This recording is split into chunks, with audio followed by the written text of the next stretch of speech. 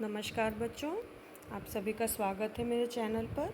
आज मैं आप सबके लिए आपकी अपनी पाठ्य पुस्तक शेमुसी भाग 1 से पाठ 5 सुक्ति मुक्तिकम पाठ लेकर आई हूँ।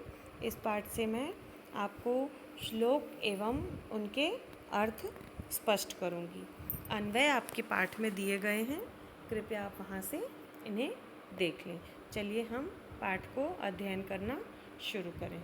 सबसे पहले हम प्रस्तावना पर आते हैं। यहाँ पर आपको प्रस्तावना दी गई है।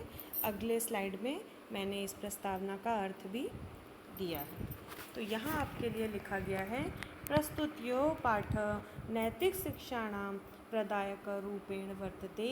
अस्मिन् पाठांशे विधिभ्यः ग्रंथेभ्यः संग्रहणं कृत्वा नाना नैतिक शिक्षणाबोधकं पदानि गृहीतानि सन्ति। अत्र सदाचारस्य महिमा प्रियवाण्याः आवश्यकता परोपकाराणि स्वभावः गुणार्जनस्य प्रेरणा मित्रतायाः स्वरूपं श्रेष्ठसंगतेः प्रशंसा तथा च सत्संगते प्रभावः इत्यादीनां विषयाणां निरूपणम् अस्ति। संस्कृत विषये नीतिग्रन्थानां समृद्धा परंपरा दृश्यते। तत्र प्रतिपादित शिक्षाणाम् अनुगमनं कृत्वा जीवन सफल्यं कर्तुं शक्नुम। चलिए, यह जो पैराग्राफ मैंने, यह अनुच्छेद जो मैंने प्रस्तावना के रूप में आपके पाठ्य पुस्तक से पढ़ी है, इसका अर्थ मैंने अगली स्लाइड में दिया है। कृपया इसे जान लें ताकि आपको ऐसा ना लगे कि महोदया जी के द्वारा क्या पढ़ लिया गया। चलिए, संस्कृत साहित्य में नीति ग्रंथों की समृद्ध परंपरा है। इसमें सार गर्भित और सरल रूप में नैतिक शिक्षाएं दी गई हैं, जिनका उपयोग करके मनुष्य अपने जीवन को सफल और समृद्ध बना सकता है। ऐसे ही मनोहारी और बहुमूल्य सुभाषित यहाँ संकलित है। सुभाषित यानी अच्छे वचन, जिनमें सदाचरण की महत्ता, प्रियवाणी की आवश्यकता, परोपकारी मनुष्य का स्वभाव,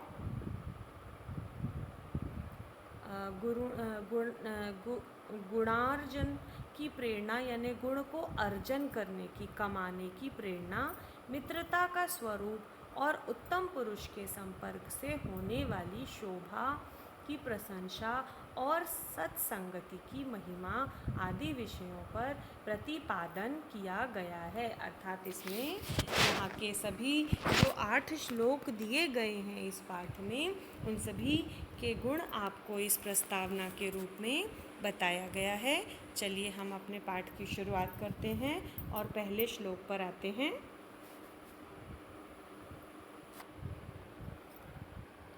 वृत्तं यत्तेन रक्षेद वित्तमेति च याति च अक्षिणो वित्ततः क्षीणो वृत्तस्तु हतो हतः। यह श्लोक मनुस्मृति द्वारा लिखा गया है, मनुस्मृति से लिया गया है। चलिए इस श्लोक का अर्थ जानें। यदि धन नष्ट हो गया हो तो परिश्रम करने पर पुनः प्राप्त किया जा सकता है, परंतु यदि चरित्र नष्ट हो गया हो तो उसे लाख यत्न करने पर भी पुनः प्राप्त नहीं किया जा सकता। धन नष्ट होने के बावजूद यदि चरित्र सुरक्षित है तो सब कुछ है, परंतु यदि चरित्र नष्ट हो गया हो तो सब कुछ नष्ट हो जाता है। अर्थात हमारे कार्य ऐसे होने चाहिए कि हम अपने आप को जो है सुरक्षित रख सकें, अपनी आत्मविश्वास पर कार्य करें। ठीक है, क्योंकि यदि कोई हमारे द्वारा किए गए कार्य से हमें अपमानित करता है, ठीक है, तो हम जो है उस अपमान को अपने मन पर ले लेते हैं और उसे जो है हमारे मन काफ़ी उदास हो जाता है। हम धन यदि नष्ट हो जाए तो हम उसे फिर से अर्जित कर लेते हैं, कमा सकते हैं। लेकिन यदि हमारे चरित्र, जिसे हम कैरेक्टर के रूप में जानते हैं, यदि उसमें कोई नुकसान हो जाए या कोई उस पर कलंक लगाने का प्रयास करे तो हम उसे दोबारा सुरक्षित रूप से हासिल नहीं कर पाते। चलें भाई, आपके दूसरे इस पाठ के द्वितीय श्लोक पर हम आ गए। श्रयुताम धर्म सर्वस्वयं श्रतु वा चैवाव धर्मायताम आत्मनः प्रतिकूलानि परेशान न समाचरेत।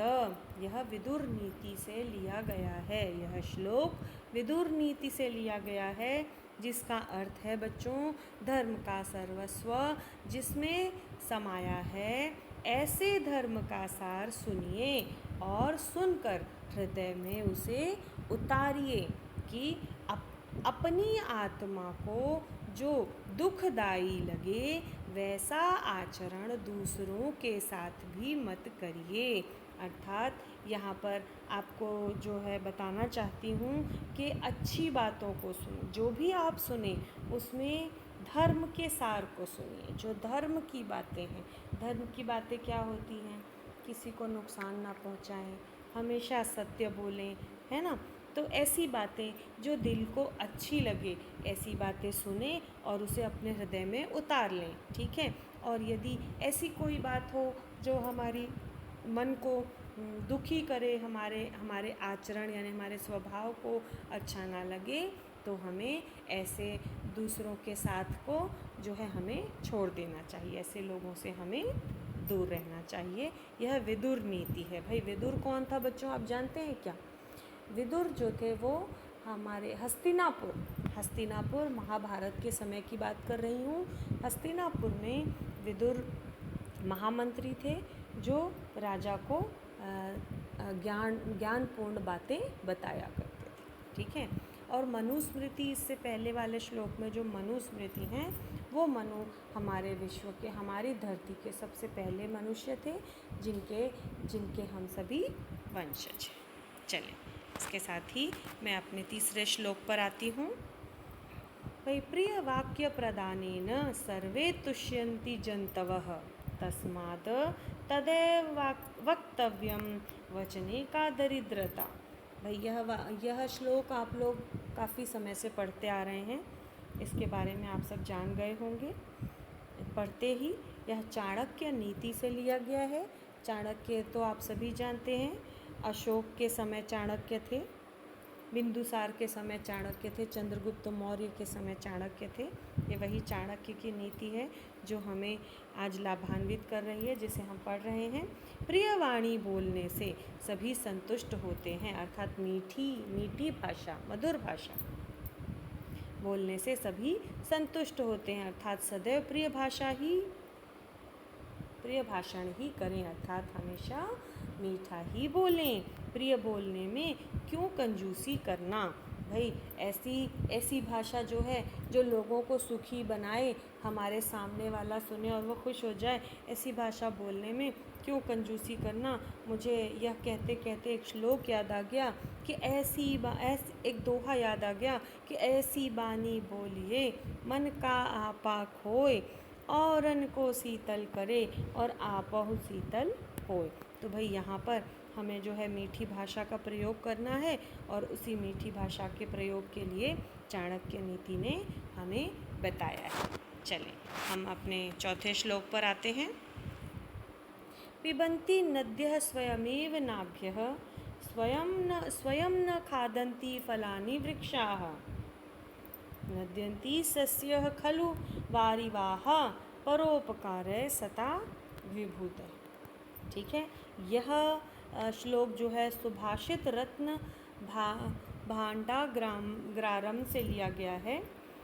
यहाँ पर आपको जो इस श्लोक का अर्थ है वह बहुत ही सही है, जो कि आपको हमेशा से, जो हम उदाहरण के रूप में, जीवंत रूप में लाइव हम देखते हैं कि नदियाँ अपना पानी स्वयं नहीं पीती, वृक्ष अपने फल को स्वयं नहीं खाते, बादल जो हैं वो खुद जो है अपने लिए जो उनका जो पानी है वो अनाज बादल के द्वारा जो पानी मिलता है वह अपने लिए नहीं इस्तेमाल करते, और कृषक जो है वो अनाज को खुद नहीं खा जाते। उसी प्रकार सत्पुरुषों का जीवन भी परोपकार के लिए ही होता है। तो बच्चों, यहाँ पर अपने शब्दों में बताना चाहूँगी कि जिस तरह नदियाँ अपना पानी नहीं पीती, वृक्ष अपने फल खुद नहीं खा जाते, बादल अपने जो बरसात करती है उससे जो फसल उगती है वह बादल नहीं ले लेते, तो उसी प्रकार जो सत्पुरुष हैं यानी सज्जन पुरुष जो हैं वो अपने जीवन को परोपकार के लिए ही इस्तेमाल करते हैं, यानी दूसरों के हित के लिए ही इस्तेमाल करते हैं। तो हमें भी उन्हीं की तरह सज्जन बनना चाहिए। चलिए अब हम 5वें श्लोक पर आते हैं। गुणेष्वहि कर्तव्यः प्रयत्नं पुरुषे सदा, गुणो युक्तो दरिद्रोऽपि नैश्वर्य गुणैः समः। यह श्लोक जो है मृक्ष कटिकम से लिया गया है। यहाँ पर मैं आपको बताऊं, गुणी व्यक्तियों का सानिध्य प्राप्त करने से ही गुण की संज्ञा प्राप्त करते हैं। यानी भाई यहाँ पर आपको इस लाइन का अर्थ बता दूं कि गुणी व्यक्तियों का सानिध्य यानी प्रेम, अच्छे लोगों के साथ रहना, यह पंक्ति का अर्थ कहलाया। यदि हम अच्छे व्यक्तियों के साथ रहेंगे तभी हम उनके गुणों को प्राप्त कर सकेंगे। इस लाइन का यह अर्थ था। वहीं गुणहीन व्यक्ति के सानिध्य में दोष बन जाते हैं। भाई जब हम गुणहीन व्यक्ति के साथ रहेंगे तो हमारे अंदर दोष उत्पन्न होने लगते हैं। ठीक उसी प्रकार जैसे नदियों का पवित्र और स्वादिष्ट जल जब तक बहता रहता है वह मीठा रहता है, और जैसे ही वह अपनी मंजिल समुद्र में जाकर मिलता है उसका स्वाद जो है समुद्र के स्वाद से मिल जाता है और वह पीने योग्य नहीं रहता। तो यहाँ पर आपको यही बताया गया है कि हमें जो है अच्छे लोगों के साथ रहना चाहिए और जो दोषपूर्ण लोग हैं उनसे हमें दूरी बनाए रखनी चाहिए। चलिए इसके साथ में अब 6ठे श्लोक पर आती हूँ। आरंभ गुर्वी क्षणीयणीय क्रमे लभ्ये पुरा बुद्धिमती च पश्चात दिनस्य पूर्वार्ध पर्दार्ध भिन्नाः शाएव मैत्री खल सज्जनानाम।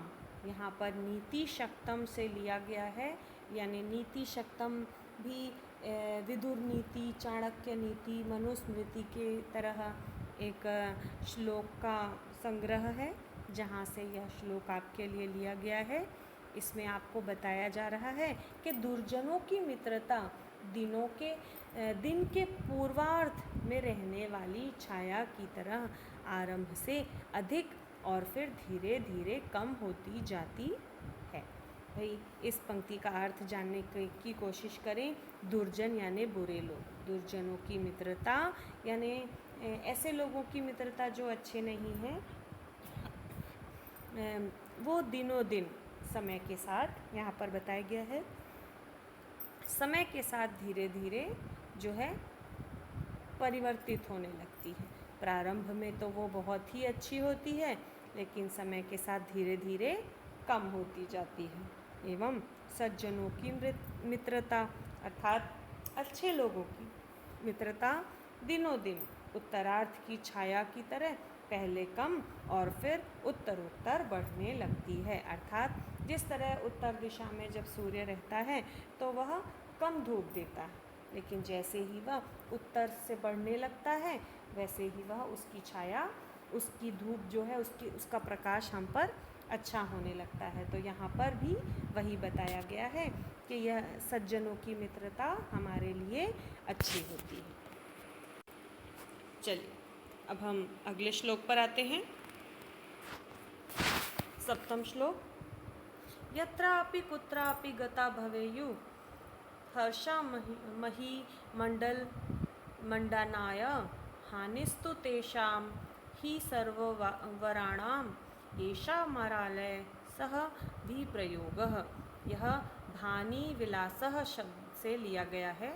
यहाँ पर आपको मैंने दो तरह से उत्तर बताने का प्रयास किया है। देखें, हंस जहाँ कहीं भी धरती की शोभा बढ़ाने गए, यानी हंस जहाँ भी रहते हैं। देखिए, मैंने हंस आपको चित्र में भी दिखाने का प्रयास किया है बच्चों। नुकसान तो उन सरोवर का ही है जिसका ऐसे सुंदर राजहंसों से वियोग होता है। अर्थात हंस जहाँ भी होते हैं वे धरती पर उस स्थान की शोभा बढ़ाते हैं। नुकसान ऐसे सरोवरों का होता है जिसे राजहंस छोड़ जाते हैं।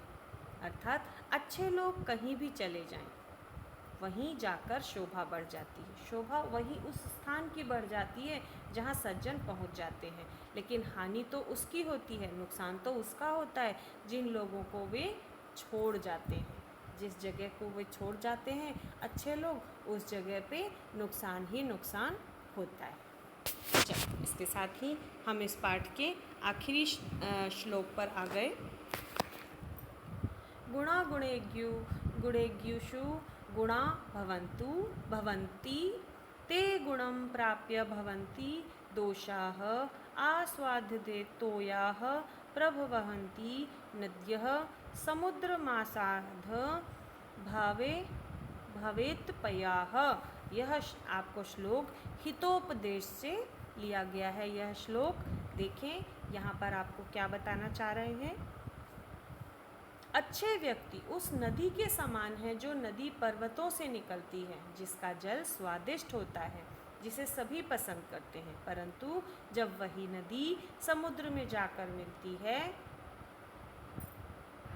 तो उसका जल खारा हो जाने के कारण फिर कोई उसके जल को पसंद नहीं करता है।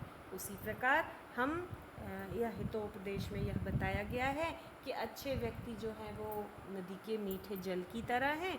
जब तक वह लोगों के साथ पर्वतों की यानी अच्छे आसपास रहते हैं, तब तक जो है उनकी मृदु भाषा, उनकी मीठी भाषा से लोग जो है प्रसन्न होते हैं और उस पुरुष को, ऐसे मनुष्य को पसंद करते हैं। लेकिन जैसे ही वे जो है समुद्र की ओर यानी दुर्जनों की ओर जाने लगते हैं, उनका जो है उनके अंदर दोष भरने लगता है और फिर लोग ऐसे लोगों को पसंद नहीं करते। तो यहाँ पर आपको जो अर्थ मिला वह यह कि हमें सज्जनों का साथ निभाना चाहिए, सज्जनों के साथ रहना चाहिए और दुर्जनों का साथ छोड़ देना चाहिए। कोशिश यह करें कि उन्हें भी सज्जनों के साथ ले आएं और सज्जन बनने का उन्हें भी छोटा सा प्रयास करने का एक मौका दें। तो बच्चों, इस पाठ में आपको अन्वय भी है।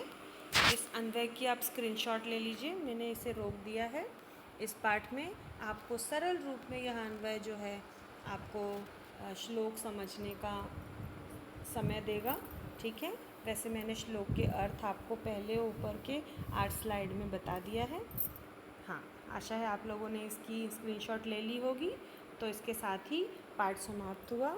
आपको यह वीडियो कैसा लगा कृपया इसे कमेंट बॉक्स में बताइएगा, और यदि आप किसी और पाठ का वीडियो चाहते हो तो वह भी मुझे कमेंट बॉक्स में बताइएगा। मैं 1 से 2 दिन में उस पाठ की वीडियो भी तैयार कर दूँगी। धन्यवाद।